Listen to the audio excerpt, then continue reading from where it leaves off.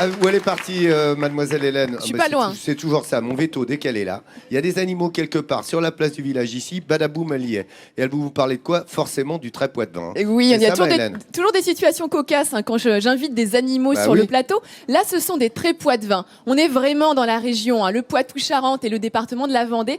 C'est le berceau du trépois de vin. Donc ici, j'ai une jument qui s'appelle Aube. Et puis, nous avons un jeune mâle, un étalon qui n'est pas encore castré, qui s'appelle Bilbon.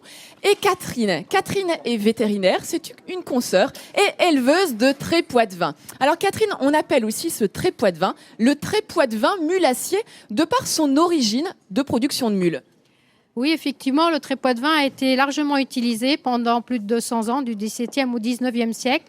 Les juments étaient croisés avec les Baudets du Poitou pour faire une mule de gros traits, une mule très puissante et très grande qui s'appelle la mule poitevine. Et donc c'était un accouplement un petit peu original, disons contre nature, entre une jument, donc de l'espèce cheval, et puis un baudet, le mâle de l'âne, le baudet du Poitou, pour avoir cette mule. On appelait ça parfois, on disait qu'il y avait même une industrie mulassière, car il y avait parfois jusqu'à 18 mules qui étaient produites chaque année, qui s'exportaient dans le monde entier. Regardez, on va regarder un peu les caractéristiques.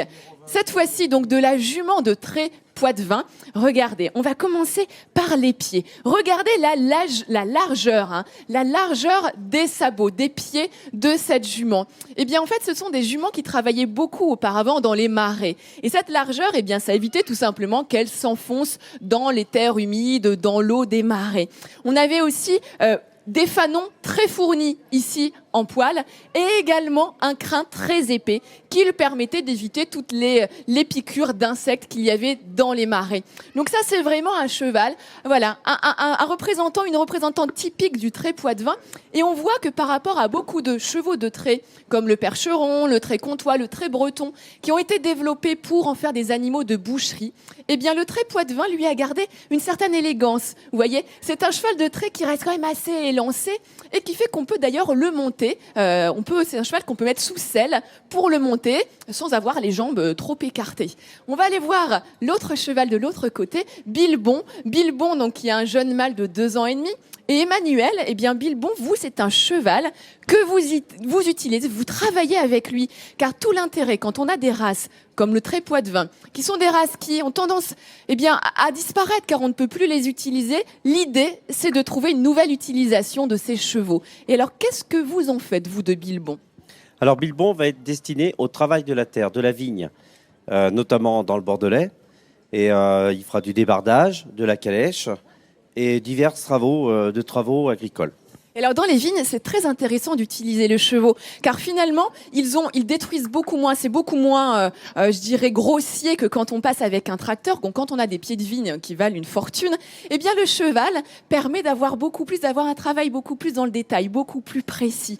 Alors Antoine, je vais t'appeler derrière, Antoine le caméraman, je vais t'appeler derrière, on va regarder une autre caractéristique de la race de trépois de vin. Eh bien regardez, c'est cette rainumulée que l'on voit ici sur tout le dos du cheval. C'est assez caractéristique de toutes les races un petit peu primitives. Et finalement, eh bien, ce trépois de vin garde cette caractéristique typique. Alors aujourd'hui, le trépois de vin, eh bien, on peut vraiment, comme on l'a vu avec Emmanuel, l'utiliser dans les vignes. On peut le monter, on peut l'atteler. C'est un cheval de famille idéal. Et si vous voulez en savoir plus, eh bien, rendez-vous sur le site, eh bien, des races, justement, poitevine mulassière. De toute façon, je vous mets toutes les informations sur le site france3.fr. Je peux vous garantir qu'entre Emmanuel et puis Catherine, ma consoeur, eh bien, vous serez reçus agréablement pour en savoir plus sur ces magnifiques chevaux. Hélène? Oui. Chapeau. Ils sont pris. Oh, ça te va très bien. Merci. Merci pour tous ces détails sur le trépois de vin mulassier.